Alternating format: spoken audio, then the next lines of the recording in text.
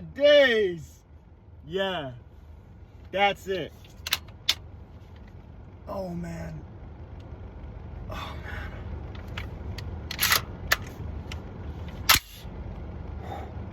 I love this build so much.